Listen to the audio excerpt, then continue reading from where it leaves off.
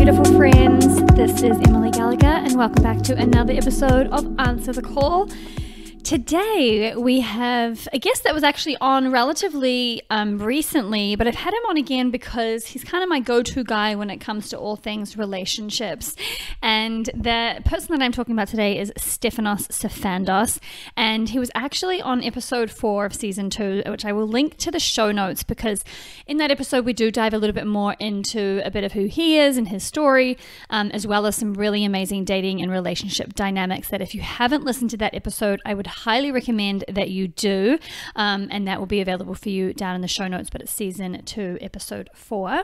But today I wanted to have Stef on because I wanted to obviously again give some more support and some more relevant conversations around the space that we're in right now in the world, right? This COVID-19 global shutdown, and also talk about how can we approach our dating and our relationship life whilst in this lockdown, whilst we're in this isolation, while we're really unable to go on dates physically and be out meeting people. And so I really wanted to support you. So if you're someone who is either looking to be in a relationship or you're already in a relationship, but it's probably more primarily focused at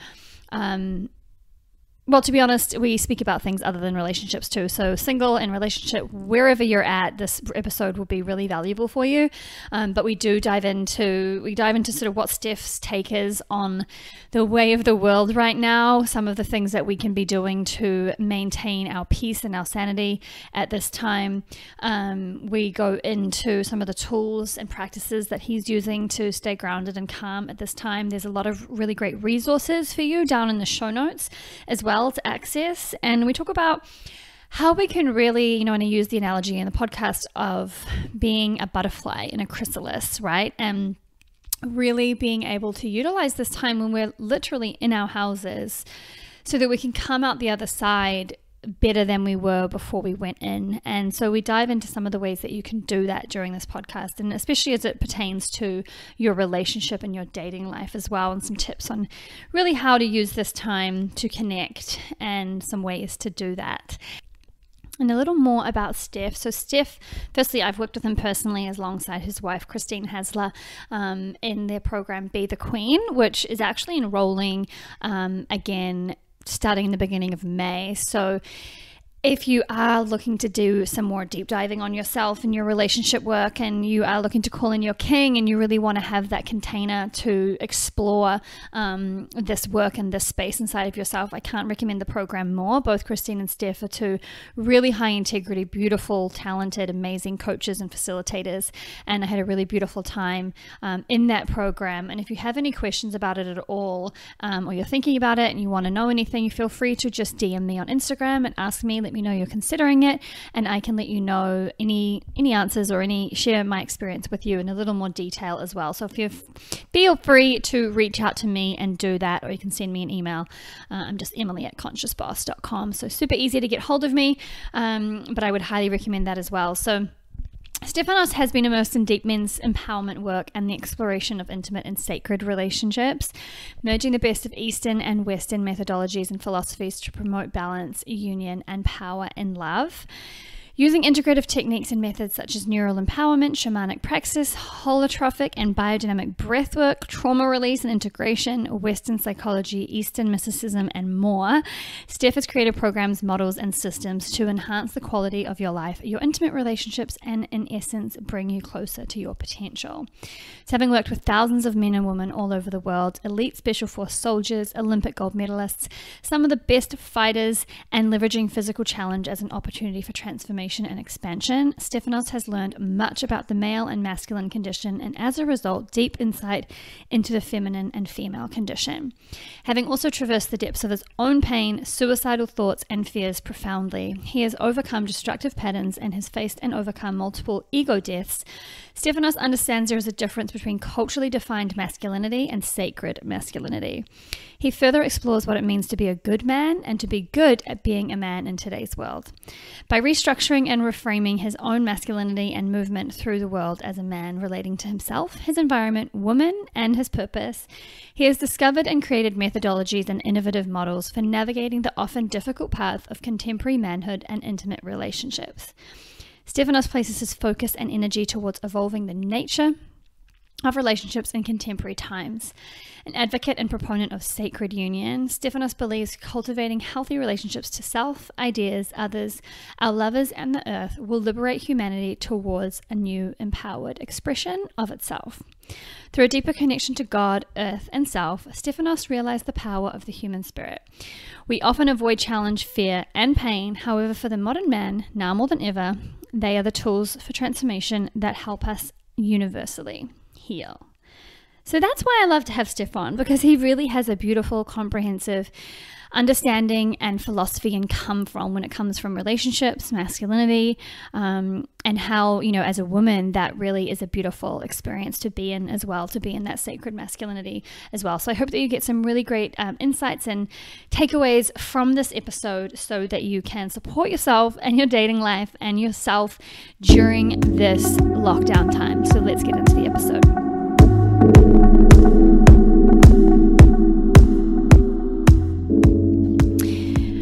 Okay, so Stefanos, welcome back to the podcast. I am excited to have you back again to share some more tips, tricks, tools, insights with our listeners on not just relationships, but also the state of the world that we're in right now. So welcome to the show. And Thank you so much for having me here. Yeah, of course. Sorry. And you are joining us from Austin, which I think is, I mentioned, but you know, before we started recording, you and Christine have moved there, and I think you've been moving around pretty much nonstop together for the last 3 or 4 months. So, is it kind of nice to be actually forced quarantine, forced stillness? I'm not too much of a fan of the forced part, but yes, it's nice. It's nice to be in some more stillness and not be traveling so much. But I love traveling. I'm happy either way. But it is nice to be in that grounded, familiar routine. Because it was, you know, it was like 20, 25, 26 different beds over a period of a few months. It was just, you know, it was just a lot. It's a lot. Yeah. And you have to unpack your suitcase every time, or you decide not to do it and you're living out of the suitcase. It's a lot. Yeah. There's the actual glamour of travel, I think, is a very different actual story. But I know that you were saying, yeah, I know you were saying that things feel a little bit more chill in Austin, which is nice. So obviously everybody listening, like, we are now in the time of COVID-19, global shutdowns, you know, closed borders in the world, which is, you know, something, and obviously the word unprecedented is being thrown around a lot, but it really is an unprecedented time, and one that I know in our lifetimes we've never experienced. So tell me a little bit about the vibe that you're feeling right now, like maybe, you know, anything that's, you know, kind of relevant for you. I know you're still working with a lot of clients. Maybe you're experiencing, you know, you're getting the inside view on a lot of what the pulse is emotionally. You know, what's your kind of reaction and maybe even your perspective around, you know, COVID-19 and this entire state that we're in? Do you, you know, and maybe even if there's things that we could be focusing on right now, or even just your point of view on what's happening right now and what the world is going through, and maybe even, you know, how we can use this time for ourselves. It's a couple of big questions there, so you can just start wherever you like. Yeah, of course. So what I think is happening in the world is a reset. How it's happening, I don't know if that's the healthiest way. It is what it is, and it's happening. It seems to be unraveling this way, and not to be resigned to anything and say, oh, woe is me, it's all out of my control. No, but there are certain things that are out of our control, and realistically we can only control what's within us, and that's how we respond or react or view what's happening in our environment. I'm a little shocked at what's happening and how it's happening. In terms of the speed that we are shutting the world down in different ways. And I've just, you know, I haven't seen this with SARS, with MERS, with anthrax, with Ebola. I know this is from what experts are saying, credible experts are saying, as long as they're not being lobbied or paid off. And then that's a real thing. I'm not being conspiracist here. I'm being that's a thing. I say that. It's a human thing. Greed is a human thing, and that's it. What the experts are saying is that it is, 10x, literally 10x worse than the flu. And so I understand the definite necessity to isolate and so forth. But just this shutting down of our socioeconomic model of the world and the effect that's having on so many people, including you and I, in not so healthy ways, and the speed that's changing hour to hour, day to day, and laws that are being passed whilst all of this is happening in various governments is very interesting to me.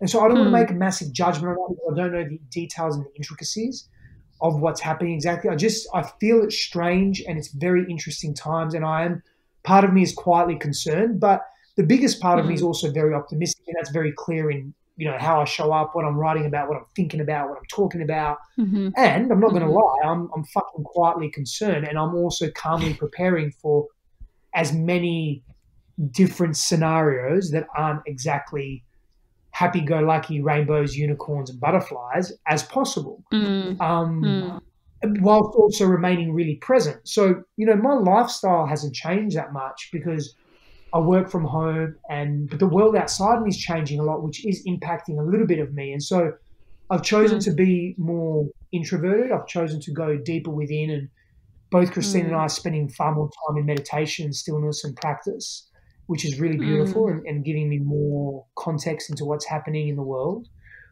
Again, to what I know, there's so much I don't know. There's so much we don't know. There's so much misinformation and conflicting information. So we can only work with what we have. I do think, again, this is a reset for us. I don't know to what extent we will take advantage of this as a humanity. I don't know if it's rock bottom enough for us.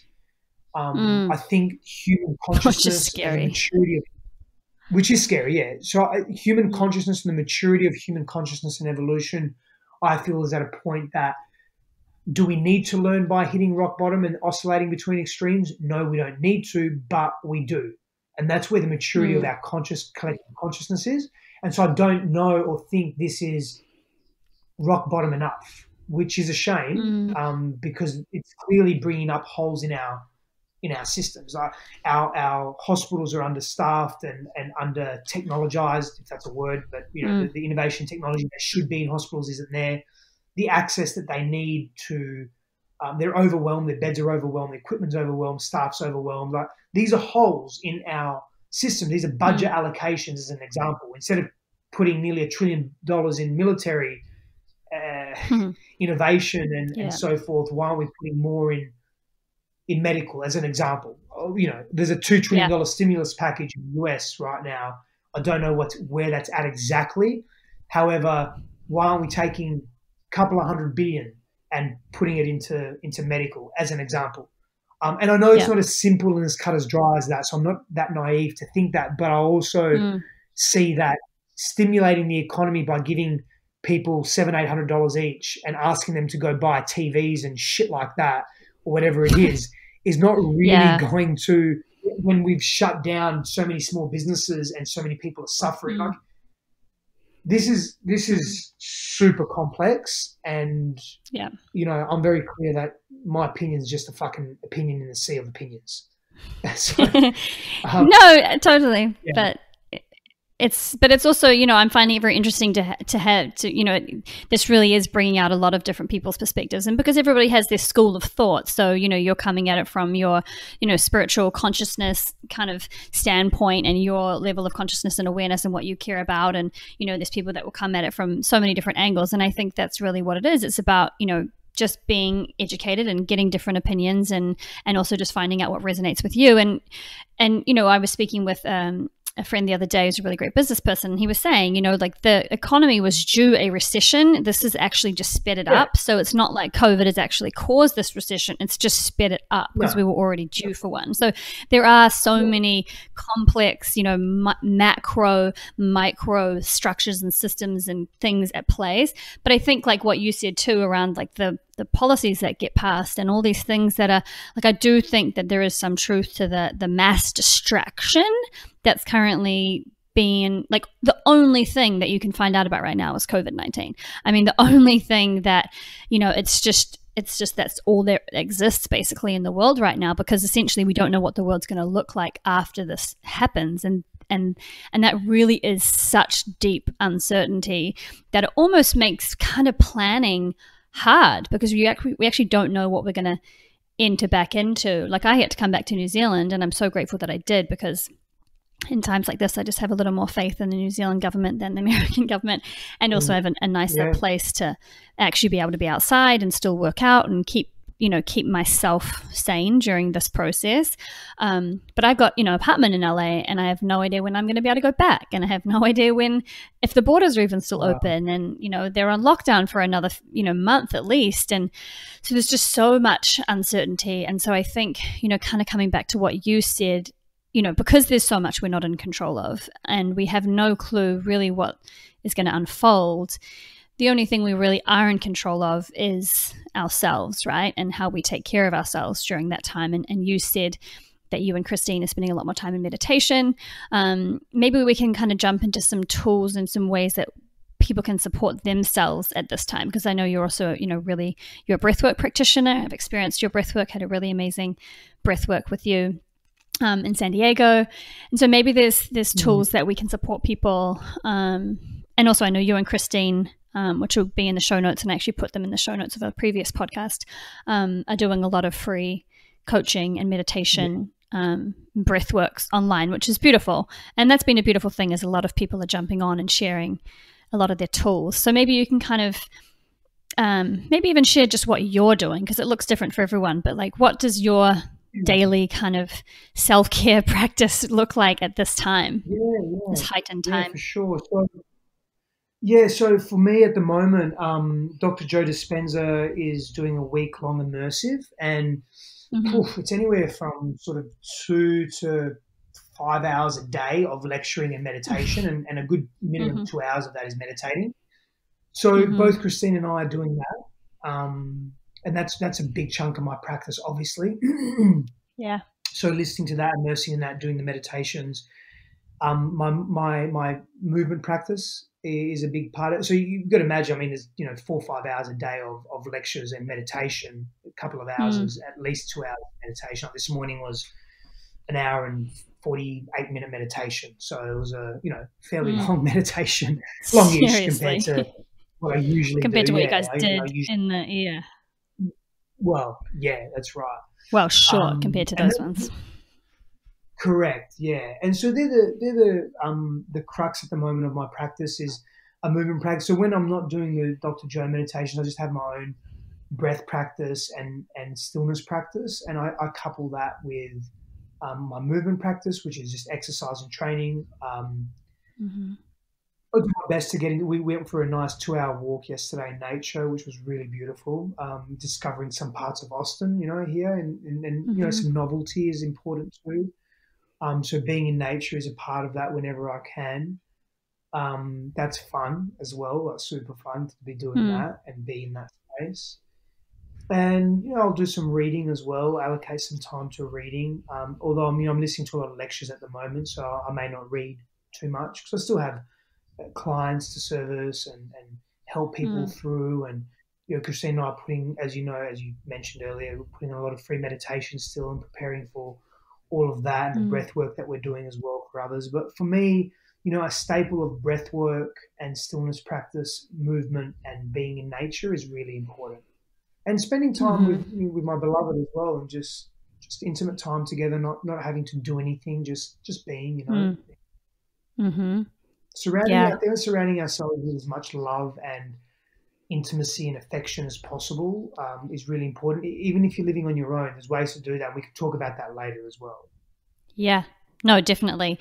And I love all of that. And the reason why I kind of asked you for yours is because, it doesn't need to look a certain way for any of us. We have to find our own individual way that it feels good for us to take care of ourselves at this time. But it's always insightful, and I'm always inspired by knowing what other people are doing that are, supporting themselves during this very, very uncertain time. And have you found your you've been running your business any differently, or has that felt relatively unaffected? Like, because obviously you've been on a lot of calls with people, experiencing, the pulse of what people are going through. Have you felt any change in your business, or has it kind of been business as usual?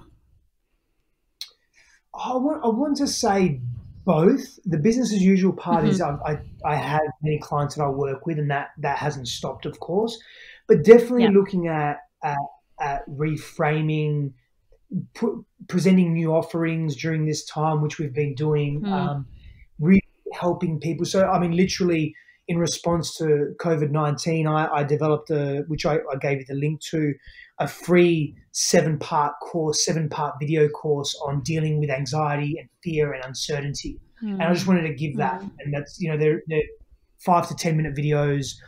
There's an email, you get an email every day with that gets you in a reflective praxis and helps you focus and there's many tools and practices that one can do that's in this mini course. And I wanted to do that and create that for people so that people don't feel they're alone and they're suffering alone. And really get out of that funk and shift and create a new version of self and not come from the old and be in the new, be in the present moment and have intelligent hope about what's happening in the world and to themselves, and deal with some of the very real anxiety that people are feeling, that all of us are feeling. And so I have had to pivot in my business and will continue to pivot because I think there'll be longer lasting effects of this. And so, Christine and I are definitely doing that and doing a lot of free stuff. Providing free programs, free coaching, free trainings to help people that are economically challenged right now, but also creating products and programs at lower price points where people can jump in and it's very accessible to them and they can even get more support and more help, not only during these times, but moving forward and ongoing as well. So I've definitely had to pivot a little bit in my business for sure. And I'm happy to do that. Yep. Yeah, and this is the thing. It's and I'm happy to hear that you haven't been affected too badly, because obviously that's been one of the things that's broken my heart the most, is all of these small businesses and these people that are literally just shutting doors because they just have all of these, everyone in hospitality, these small businesses that just, it's like you just shut down for the who knows how long for, and that's been really breaking my heart. So it does make you see the power of the online business and still being able to connect and serve so many people. So that's really really, really great. And I actually just want to pivot back for a second to just ask you about before, when we were talking about what you feel like this time is for, you mentioned reset. And so I'm actually curious what you think we're resetting from, because obviously it's like we've all been doing life, a certain type of way. And you mentioned having that, having to be rock bottom before we change. And we all, we experience that, right? You don't realize how much you love someone till they're gone, or you don't realize how nice it was to be able to go out and have a drink or go to a bar or meet a friend or go to a movie until you realize, or leave your house. And now you're not even allowed to leave your house. So all of these things we take for granted because we don't have that reference point. But I'd love to hear your point of view on the reset, like what you think that we've been doing that we're being reset from as a society. Or what you mean when you mean reset. Yeah. There are many facets to that. So I think at a fundamental level, we have been extracting, producing and distributing energy at a far too rapid rate than the Earth's carrying and carrying capacity can handle. And so when we look at material consumption, when we look at the production of goods, the over-reliance that we have on material consumption is very intense. So this virus that has awoken the world in the way that it has, or has rather stopped the world. I mean, there is far less transport ongoing at the moment. I mean, there's non-essential transport has really been cut back immensely. So our Earth is almost getting some reprieve, right? People have less spending power over the next, few weeks, months, whatever it may be. So there's less material goods being produced. The issue is we've created a rod for our own back in systemically how we do life as a collective. So people are going to suffer in that process, and Earth's going to get some reprieve. Earth is our it is our foundation for existence as well.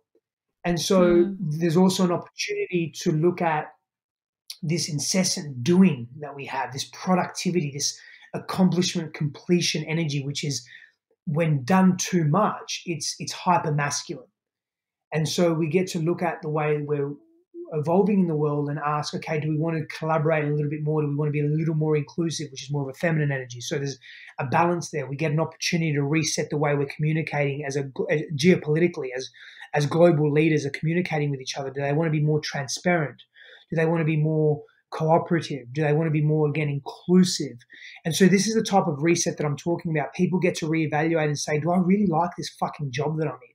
Or am I just in it for the sake of it? And is it a blessing that I've been fired or let go or been put on pause? Can I pursue, those that are blessed enough to not have to be too worried where they're going to get their next, 3 months rent, and are they going to be able to eat? Those that have that opportunity to still be under shelter and have food get to really rethink where they want to put their energy. And that's a bit of a reset. And so we start to live maybe more authentically. And if we have more people living authentically, we have more happy people in the world.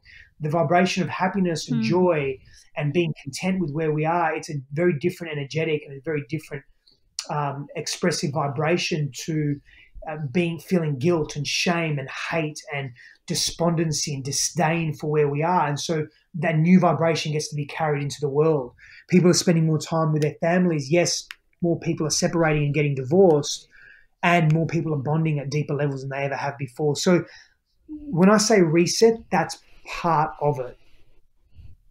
Yeah, I love that. And I couldn't agree more. I think that even just having, like you said, having more happy people that are in alignment, and what alignment is different for all of us. And so it's really pulling back. It's kind of like the matrix of feeling like achievement and productivity is the only version of success. And when we realize that that's been pulled away, and you can actually figure out, okay, what actually makes me happy? If all of the things I thought were certain and secure before actually aren't, and in these times really don't mean anything, and life could change in a minute, I think it really is forcing a lot of people to wake up and really assess and analyze like what really is important and what matters to me. And if this was my last, go at things, like how do I want this to look, and really ask those hard questions. So I think it's really, really powerful from that regard. And I think as well, like, yes, this is a crazy, uncertain time, and there's a lot of adversity. And also this is the time, through these times, it's inevitable. Like, there is adversity, and the dips and the lows are an inevitability of life. It's not that, and I think when we start to accept that and know that if it wasn't this, it would look something different. Again, like the recession was going to come. It's just that it's also come, that this COVID virus has also come. So it's like, it's not like, the world was just going to keep going as it was. Like, there is all of these checks and balances. And so when we can understand that it's not that things are wrong, yes, things are different right now and they're uncertain, and it's a lot of adversity, but also this is the breeding ground for resilience, for building character, for really realigning. And there's so much beauty and magic that can come out of it as well. And I think when we can, have that mentality too, it allows us to eliminate some of that anxiety, some of that fear, and just be in a lot more acceptance of what is, which, allows us more energy, more space. And in that space, we can also be constructive and utilize the time powerfully to create something magical with it. Because when we're clenched in fear and in that anxiety, it's very hard to be resourceful and be constructive. So, and obviously that course that you've generously gifted will be in the show notes for anybody listening. So we'll definitely have that, because there are so many tools to support everyone during this time. And if you have anything you want to add to that, you can feel free. Otherwise, I want to jump on to dating stuff. No, let's get into dating. Okay, cool. So the original reason that we decided to do this podcast today is someone was listening to the previous episode that we did, and then was like, oh, you guys should do one about dating and COVID-19, because obviously, so for those of you that don't know, you haven't heard me on one of my podcasts before, I went through the course recently with Stef and Christine called Be the Queen, which they have another intake coming up. And if you have any questions about that at all, you can feel free to message me, and I can let you know my experience and share that, but I had an amazing, amazing time in that program. And you guys were so generous and so beautiful. So I can definitely recommend it for anybody who's wanting to call in their king. And, you know, so I was really in this motivated, inspired state where I was like dating and working on myself and just enjoying putting it into practice. And, you know, now it's like, oh, everything's halted. So maybe we can kind of dive into, because you did share a beautiful article, which I can also link down in the show notes, about some of the things we can focus on during this time. Because, and I want to just share this, it's a little embarrassing, but I've recently been watching the show called Married at First Sight. I'm not sure if do you know about that show?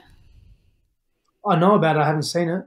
Yeah, exactly, because you wouldn't waste your time on it. But it's a terrible show. But I kind of got hooked in. It's essentially just a terrible reality show where people get married. They get married the first time they meet each other. So they meet each other at the altar, right? Hence why it's called Married at First Sight.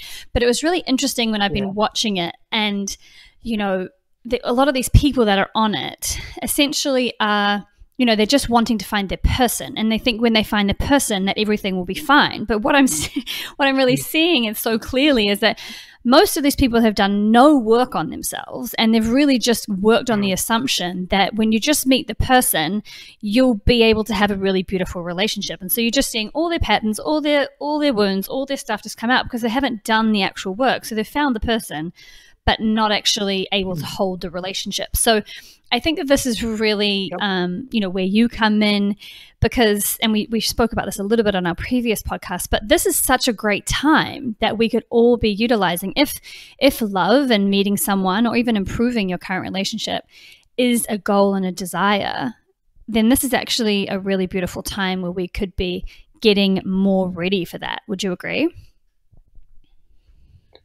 100%. Amazing. So maybe we can share, like, because again, it's just like a perspective shift, right? Instead of saying, oh, I can't date now, or I can't, you know, like maybe you can kind of share what you would say to people who say, oh, I can't really date now, my dating life is on hold, and you know, what could we be doing with this time? I literally just did a post on this today. I did see that. Yeah, sorry. No, of course, go. Yeah, like dating during, you know, the coronavirus or COVID-19, whatever. Yeah. There are so many things that we could be doing right now. Take advantage of this time. We need to take advantage of doing. See, here's the thing: we are so addicted to our habits. We are so addicted to what we're accustomed to, even if that's what we're accustomed to is quote unquote unhealthy or bad for us. Because we're addicted to the patterns and the familiarity of it. And so when I say take advantage of the time. Like most of us, there's few of us that haven't been affected in some way, whether our time's been affected, whether our daily routines have been affected. So now we're not working from an office anymore, we're working from home, or some of us literally have 1 month paid or unpaid, whatever it may be, right? Where we're doing something different. And yet there is this thing in place that is recommended, and some places enforced it's called social distancing. It shouldn't be called social distancing. That's ridiculous. It should be called physical distancing, physical distance. And this is a real thing. And so, well, how do you date when you're on a physical distance thing? You get to, Christine and I, my wife today, we got to know each other via WhatsApp, via video chat, via voice notes, via messaging for 2 to 3 months before we met, because I was in Perth, Western Australia, and she was in California, San Diego. That's like 11,000 miles, 15,000 kilometers away. We had no choice but to just get to know each other, and that's what we did. And we asked each other many questions. We got to know about each other's histories, complexities, likes, dislikes, pain points, shadows. Like we went all in, and we were just having mature conversations about who are we and who do we want to be and where are we going and what's life about for us and what are our values, and any and every question you could think of. So take advantage of this time, but that's not just in the dating. I mean, I'm going to go into some things that you can do in the dating in a moment, but take advantage of this time to get involved in different practices. Maybe you want to start that art project that you haven't been able to do. Maybe you want to start that meditation process that you haven't been able to start. Maybe you wanted to start that fitness regime that you haven't been able to start. Do it now. contemplate, also allocate time instead of just rushing through the day like, oh, I'm working 12 hours today and then I have a date at 7 p.m. and I have to rush to that and I have to put makeup on in the taxi or put makeup on at work and then or whatever it is, or, have to bring a change of clothes or a different tie, whatever you're wearing, whatever it is. You don't have to rush anymore per se. And you get to contemplate about what you really want in a partner. And in order to know what you want in a partner, you've got to know what you are willing to bring into a relationship. That's super, super important.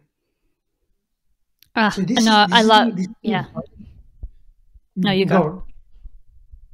This is the advantage that we can take. That we can take advantage of right now. These are the circumstances that we can take right now. Doing that inner work, taking the time. I'm literally going to just read the list that I put together a couple of hours ago totally. when I put this post up. Do your inner work. Take the time to know someone. You don't have to. So now that we're sort of physically distancing, and it depends on your circumstances, right? Let's just say you literally started dating 1 or 2 dates before this quarantine was in place, right? Then it's like, oh, what do I do? But then you get to continue. If there was resonance there, you get to continue seeing each other, but maybe via video. And again, you get to ask each other a heap of questions. Maybe you get to be creative. Get creative with how you spend your time. Maybe, you do a virtual happy hour or something, and you do it together and you do it at bars and clubs and other businesses are being super, super creative. And so there's lots of different things that you can do virtually. I'm not a massive fan of video games. I like them, but I don't have any consoles or anything at home. But maybe you play some video games together. Maybe you watch a movie together, and then you just have a chat a little bit about it after, and you maybe both eat some ice cream together virtually. Maybe this is just a temporary thing, right? Know that it's temporary. Maybe you read a book together and you read a chapter a day, and then you share what your takeaways were from that chapter. If you've already started dating someone, again, if you just are starting to date, you get an opportunity to really think about what do I want to put on my dating profile if I'm going to do online dating. How do I want to show up? Maybe I'm going to spend a little bit more time connecting with people on Facebook or Instagram that I feel, based on what I'm seeing, I resonate with. And maybe I just want to get to know people. Maybe I'm going to spend some time just getting to know people at a platonic level. I don't need to rush the hormones. Now that you're not physically spending time together, you sort of remove the rush of hormones. Now, that's a really important part of dating. And in fact, it's necessary. Whenever I'm talking about dating dynamics, I'm always advocating meet as soon as possible. However, circumstantially right now, that's a little more challenging. So we've got to work with what we have. And you get an opportunity to step into deeper levels of maturity and consciousness. And you get to be more discerning and clear about, oh, no, this isn't, without the interference of the hormones as well. Sometimes, if we haven't had sex in a while, or if we haven't been physically intimate with someone in a while, that plays a role in influencing, informing, okay, I'll spend some more time with this guy, but I don't really want to, but I'm going to, but I'll just give it another chance. You don't have to do that now. You get to be really discerning. Whether you're a man or a woman, it's irrelevant. You get to be really discerning. You don't have to settle out of desperation and fear. And I know that sounds oxymoronical and paradoxical, but it's actually not. There's more choice out there now than ever because people aren't so busy fucking doing like they were. Busy doing whatever they were doing, which is not wrong, but we're just so in our stuff. Now we're out of it. And there's more people out there in the dating world. And so you get to be really truthful about what you feel during this time of uncertainty. You get to share with a date, I'm pretty challenged right now and this is where I'm at. Or if you're not in the mood for dating because you're a little bit stressed, you just get to work on yourself. You get to build your own self-worth. You get to stop compromising you and stop comparing yourself. You get to stop being desperate and think you're not good enough. You get to do the work. You get to go do virtual therapy, virtual healing. You get to do all that now at a deeper level maybe. And start dealing with some of the unexpressed, unresolved wounding of the past. I mean, you had a direct experience of that over a period of 4 months in the Be the Queen program where we did a lot of inner work on ourselves to prepare you for attracting healthier men in your world and being the woman that you want to be in a relationship, correct? Oh, yeah, 100%. because you created the space and the time to do that. Yeah. And that's the beauty of our circumstances right now. We get to deepen our connections in a different way. We get to accept where we are and that we may not be able to physically meet right now. And that's not resignation. That's acceptance. That's adaptation, essentially. We get to be certain with what we offer and what we want. And we get to, again, I want to be very clear on this, we get to choose to physically isolate, not socially isolate. That's super important. So there are some things that we get to do right now, and there's more as well. Like we get to date with discernment. And we get to spend a little more time really hearing about the person and seeing the effort they're putting in. Because if they can't put a little bit of effort in now on the phone, video call or audio, what makes you think they're going to put effort in when you're dating? And what's the intention and the reason for that going to be? Is it going to be because they just want sex or short-term gratification, or that they have an addiction to a particular connection style, or you get to really unpack yourself and people in this time. And I would be doing that. So good. And I think that, there's a lot of things, but, coming up for me, one of them being, I think, again, because people have been so busy and people, for example, who've been building their career or have been busy doing all the things and not making a time and space for relationships. I think in this shutdown, especially when people who live by themselves or they've got all these things shut down and they don't have that person, I think it's probably going to wake a lot more people up to putting that as a priority in their life and realizing that they want that person and they want that connection, because when times like this happen, you definitely want that partnership, or you want that intimacy, you want that safety of that space. So I think that that's probably going to wake a lot of people up that weren't creating the space for that.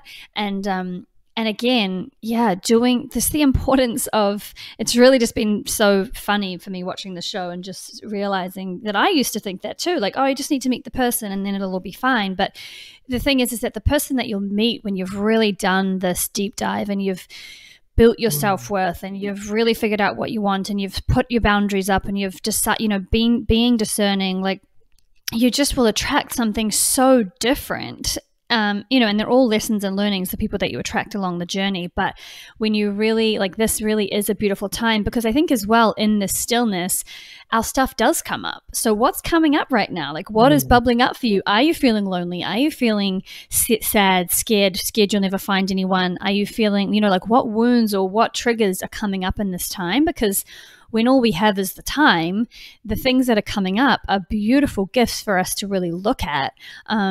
And then we have actually what to work with and what to work on, because when I find sometimes when we say do the work, like it's good to be specific too about kind of what that is. So really just kind of identifying, and maybe you even have some advice on how we could identify some of the things that are coming up, and that we can work on. But I think, like you said too, finding your hobby, starting the things, like doing these things that are going to build your self-worth, your sense of self, your conviction in yourself, your personality, your character. And actually, because then, and it's not just about finding someone or being someone for someone else, but it's about building yourself. Because once you feel so, like, I've never felt more amazing about myself ever in my life, like, because of this work and because of doing that work with you guys and the in-person work that we did and a lot of the other work that I've done over my life. But I just have so much confidence in knowing, like, oh my gosh, my person is going to be so amazing, and he's going to be a different person now because of who I am than he might have been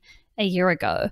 And that's exciting, right? So the more we work on us, like, that gets to be exciting instead of being scary, like, will I ever meet him? Because the better we become, the inevitability is the better our partner will become. So this is a great opportunity to build that. Most definitely. And that's a really beautiful perspective to take in this time. And that's the take advantage piece, is take advantage of working on yourself, healing any past unresolved wounding, do the emotional processing. If you want to attract a quality human being, we need to be quality ourselves. We want to attract quality experience. We have to cultivate and create quality experiences in our own lives. More often than not, that means releasing and freeing ourselves from the past that we are attached to and stepping into a new version of ourselves. And that requires patience, that requires practice, that requires doing that inner work and emotional release work that we all have access to. Mm. Yeah, and you know, you guys as well, just in terms of resources, like Christine and Steph are running meditations and breathworks like very regularly that you can jump in for free. So these kinds of things are really helpful. Obviously, listen to podcasts, figuring out where you're being led or curious at this time, and just actually diving a little bit deeper into that. Is just really great ways to support yourselves at this time and know you're moving. You know, whenever you work on yourself, you're always moving yourself closer to better everything. Because if you're a better version of yourself, everything in your life is better. So it's never, never, never wasted work. And I think for sure this is the time to really, really identify that, because so much stuff is going to be coming to the surface. And it is an opportunity, unlike we'll probably ever have again, to really, you know, when everyone's indoors, when you're not missing out on anything, when everything's shut down, to just actually create that space to dive into that. And I love, you know, when you were saying as well, asking certain questions, and I'd love maybe if you had a few examples of, because when I was thinking about this, it's like, you know, when we open it out wider into just how to date strategically and be, you know, wise about these things. What would be some powerful questions that you would feel would be really important for people to ask on the outset? Like if someone who's really ready to meet their person, do you have any kind of recommended things that people should identify on the outset? Yeah, so you want to ask someone what their highest values are, so what's really important to them, and see if there's a match in the mirroring. It doesn't have to be, you don't have to have the exact same values, but it's important to share similar values and non-negotiables. Like, for example, you know, helping when you identify your non-negotiables in a relationship, and it's not necessarily creating a checklist, but your non-negotiables, you get clear on what you want to attract. But asking people questions like, you know, what's your relationship, what was and what is your relationship to your mother and father? You know, describe your childhood in 3 separate words. Tell me some of your biggest challenges and how you've overcome them. Tell me what you're most scared of. Tell me what your biggest heartbreak has been and why. Tell me what your dreams and aspirations are. Tell me what your vision of a family means. You know, what does your vision of an ideal relationship look like? What do you want in a relationship? What are the key things you want in a relationship? You get to ask these questions and then answer them yourself as well. There are many, many questions you could be asking. Many. This is an example of some, you know. No, I love those, and I'm kind of laughing to myself inside because I so never used to ask those questions. Like, I think because I just so didn't even have the confidence to like be as assertive and clear as needing to ask those from someone. And actually I asked someone on a date recently, an LA guy I went on about 4 dates with, but I asked him about his family relationship, and he actually said to me like, oh, we're not there yet, as in like me and him in terms of actually answering that question. And I was like, okay, that's interesting.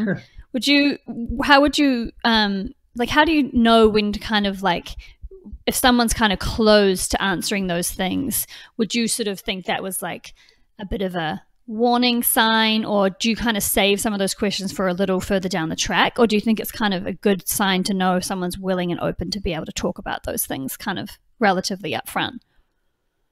The latter for me.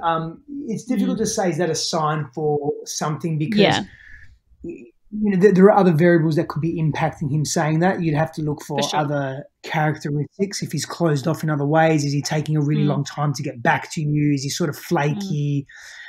Is he non-committal? You know, you have to put some things together, because that could just be a very sensitive place for him. But what would be more appropriate is to literally just say, again, this is him being open and vulnerable and truthful from a vertical place, is just saying, hey, you know, I'm actually working through some family stuff at the moment. I'm not super comfortable to speak about it right now. However, just know that it is something that I'm open to speaking about, but just not now. And if you could respect that, I'd be super grateful. Like, if he said that to you, would you have the level of doubt that you did? No, you wouldn't. It's very different, right? For me, you know, ask big questions up front. There's no, I don't know, there's nothing really to hide. It's not necessarily rushing into anything. We know we often don't have a problem in getting naked in front of people, but we have a problem in saying what our biggest fear was when we were 6. Like, most of us don't even know what that is. And it's okay if you didn't have any fear, just say it. No, I love that. So it's a lot about people's willingness. Emily, what's that? It tells us a lot about people. Well, people's reluctancy to speak about challenging or difficult can be perceived as difficult conversations,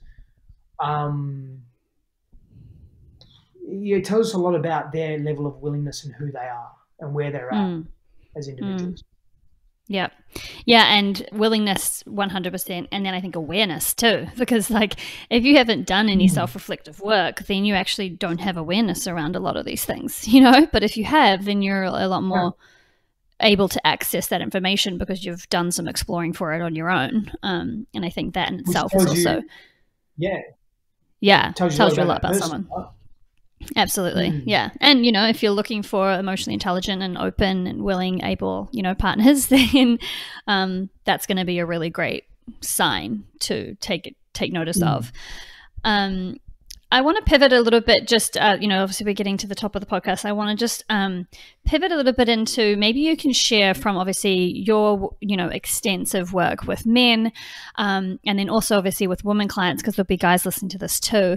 I'd love to just get your perspective on what you see the most that men want and what you see the most that like women are looking for in relationships. Like maybe the things that they come to you and say, I wish my man would just do this, or the guys say like, I wish that my woman, or maybe it's even like, I wish woman, you know, so that we can all be a little more aware of what we're really looking for. Well, it's a great question. So often women come to me and say, you know, I wish my man or men were more transparent. I wish men were able to emote with greater clarity. I wish I have many women saying to me, I wish men would take the lead more. I wish men would be, they actually say less feminine. I wish men would be more decisive. With women, you know, with men and women, I hear a lot of men come and say, I wish women were less judgmental or more compassionate. I wish they understood me more. I wish I wasn't judged so much for my past. I wish women could trust me more. And, you know, with all of these things that people say, the first, we are the common denominators in our lives, right? And so whilst we can't be responsible for how others think and feel and so forth and for their behavior, we can say, if someone is saying to me, I can't trust you, I can't trust you. Yes, they may have issues of insecurity. They may have trust issues or abandonment issues or previous relationships where they've been cheated on and so forth, and they're projecting, absolutely. And also maybe your behavior in subtle ways isn't super trustworthy and isn't in integrity. And we get to look at that. We get to look at the nuances of our behaviors. When a woman says, oh, I wish a man wasn't so much in his feminine and would make decisions more, maybe the woman gets an opportunity to look at herself and ask where she's taking too much lead and making too many decisions and being too much in a rigid body posture that is not causing but contributing to the man that is already in that passive state being more passive. And he gets to look at that and say, I'm going to step up into a more decisive version of me. And so it takes two to tango. Relationship is relationship to something. You don't have a relationship to nothing, and even nothing is something. So when people ever come with any complaint, there's two components to it: the other person and the person that is speaking to the complaint. You know, you've heard that adage. You know, there's his truth, her truth, and the truth in the middle, right? You've heard that. We've all, and it's sort of that, but it's just us firstly taking responsibility for ourselves and not wanting them to do something else or be someone else or be something or be someone. No, I love that. And again, it's just it's self-awareness, you know, too, which I think again is at this time is a perfect opportunity to delve more into this and become so much more aware of all of the ways that you've maybe blocked love, or the wounds that you have, or the things that are showing up for you, because the only way we can become self-aware is by doing this internal work. And we have the most perfect time to really do that, to ask ourselves what matters, to ask ourselves how we want to show up in the world moving forward, to ask ourselves what we want to create, who we want to be. And that is a a powerful set of questions to be asking ourselves, and we have the perfect time to be doing it. To almost like we're kind of like butterflies in a chrysalis right now, where we get to actually, like, we're literally all pretty much locked in our houses, and we get to actually, come out of this like a beautiful friggin' butterfly with all of this new awareness, new tools, new insights, and then put that into practice in the world when we leave. And I think that that's, could be a really beautiful metaphor for us all to think about. Yes, definitely. Yeah, which is awesome. All right, all of this, I mean, I could speak to you about this for hours, because I just always want to pick your brain on all things relationship, because you're like my relationship guru. So is there anything else that you want to put in the space or share or add, whether it's about relationships, whether about this time, or anything at all that you kind of feel like would be anything else you'd like to contribute? Yeah, I think we just need to temporarily adapt. That's all. I just temporarily adapt for a short period of time. I really mean that. It's a temporary adaptation. If it becomes really long term, it's a different conversation. Yes, that may happen. I don't think it will. And at some point, people will just say, fuck it, I'd rather get corona than not have intimacy. And I believe that. That's what I really think people would do that. Yeah. Because for many people that have very healthy immune systems and are very healthily connected in their bodies, and they're not going to suffer deeply. And I think people know that, it's just about not being a carrier as well. Anyway, I don't want to get on a tangent. Totally. I just want to say, be willing to adapt for a short period of time, and maybe do something different and get and experience a different result in your world. No, I love that. I think it's a really important reminder that this is temporary, and it gets to be something really beautiful for all of us. And if we don't push against it and fight it and just accept it and utilize it as, whatever it is going to be for each of us on an individual level, and fly out of our chrysalises with our beautiful wings at the end of it, and see what we're, faced with then. So anybody who's curious about working with Stef and Christine and their program, I definitely couldn't recommend it more. And that's the kind of work that we're talking about doing to really get that awareness and call in what you want and get clear on what you want and make the way towards that. So I definitely can't endorse that enough. And like I said, if you have any questions about it, feel free to message me, and we can put all the show, the links to the show notes as well. Stef, thank you so much for making the time and being here and sharing, your beautiful spirit and wisdom with us all. I really appreciate you. And anybody that wants to get a hold of you, obviously, I know you're on Instagram a lot. Stef shares a lot of videos about a lot of this stuff, so you could just go there every day and basically ponder on something that Stef has shared. So we will link that in the show notes as well. So please give your beautiful wife a big hug and kiss from me. And I'm just sending you heaps of love. And thanks again for being here. Thank you. Thank you for having me once again on your show. I deeply appreciate it.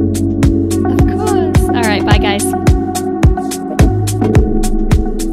So I hope that you enjoyed that episode and it supported you in feeling a little empowered at this time of not really being able to leave our houses. And, a couple of takeaways for me of this episode were just really the importance and the power of utilizing this time to actually take care of ourselves, action those practices, those habits that we can either implement now because we have the time and we're spending so much time at home that we can actually do some of the things that we've been meaning to do for ourselves, whether it's creativity, whether it's fitness, whether it's wellness, whatever it is that you need this time to implement for yourself. Now really is the time to do that and to actually utilize this as a beautiful gift to come out the other side really better than when we went into it.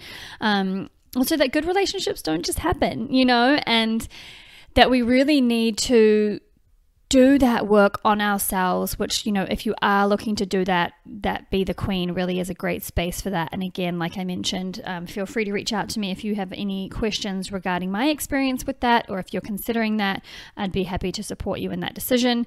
But we really do need to become what it is we want to attract. And I've used to hear that you attract what you are. And never really used to give it much thought, but I couldn't really agree with it more, because the better that we become and the more evolved we become, the more self-aware we become, the more compassionate, the more reflective, then we are a match for something completely different. And so it's only natural that if we're not appreciating or enjoying what we're attracting, then the first place for us to start to change that is on ourselves. And so we have that time and that space now to really do that, so that we can call in and attract what it is that we want, even if it is on video calls and apps and things like that right now during this physical distance time. And so those are a couple of my main takeaways from this episode. And I could speak to Stef all day because I love learning about relationships. But I hope that has supported you and just giving you some things to focus on, to feel like you're moving forward in that area if that is something that is really important to you. So I hope you enjoyed the episode. As always, I would love if you could subscribe, rate and review the podcast. If you listen to it on Apple, that would mean the world. Tag and share. Both Stef and I love to see that, and also reshare out with our communities as well. So stay safe, stay happy, stay connected, and I will see you guys in the next episode.